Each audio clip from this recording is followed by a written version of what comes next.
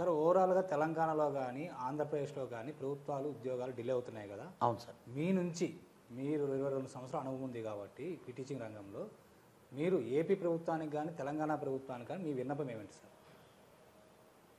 రెండు రాష్ట్రాల ప్రభుత్వాలకు తెలుగు ప్రభుత్వాలకు విద్యార్థి ఏం చేస్తున్నంటే నేను విజ్ఞప్తి ఏం చేస్తున్నా, సలహా కావచ్చు, విజ్ఞప్తి కావచ్చు సార్. విద్యార్థుల విషయంలో ప్రభుత్వాలు నష్టం చేకూరుస్తున్నాయి. నెంబర్ 1, పూర్తిగా ప్రభుత్వాలు విద్యార్థులు మీకు వ్యతిరేకంగానే ప్రభుత్వాలకు ఉన్నారు. కానీ ఎందుకు సంక్షేమ పథకాల మీద ఉన్న దృష్టి నిరుద్యోగుల మీద ఎందుకు లేదు? విద్యా వైద్యం మీద ఎందుకు దృష్టి పెట్టలేరు?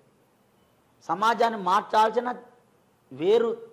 వేర్లివి, ఒక చెట్టుకున్న వేర్లు విద్యా వైద్యం, అది వదిలిపెట్టి సంక్షేమ పథకాలు ఎక్కువ ఇస్తున్నారు. కాబట్టి సంక్షేమ పథకాలు తగ్గినా భవిష్యత్ తరాలకు పునాది ఉండాలంటే విద్యనే మార్గం.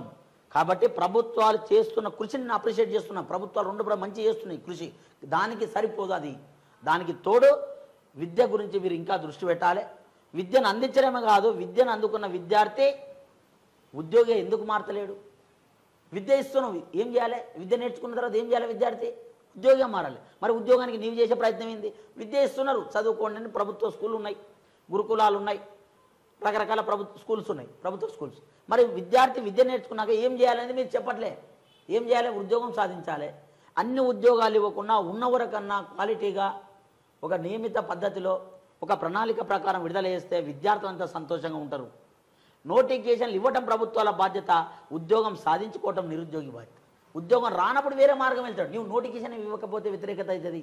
కాబట్టి రెండు ప్రభుత్వాలు కూడా నేను విజ్ఞప్తి చేస్తున్నా, చాలా తప్పు చేస్తున్న ప్రభుత్వాలు. విద్యార్థులను మీ సొంత పిల్లల్లాగా భావించండి.